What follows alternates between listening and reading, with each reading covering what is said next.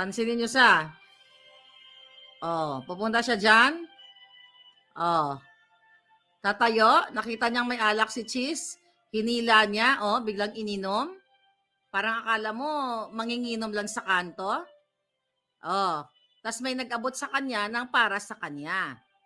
Alright? Oh, si Kuting, pakamot-kamot, nakikita yung kabartikan ng kanyang asawang sangkot sa lahat ng kasamaan. Ayan, pakamot-kamot kasi nakikita niya yung pagiging bartik ng kanyang asawa. Okay, stop na tayo doon.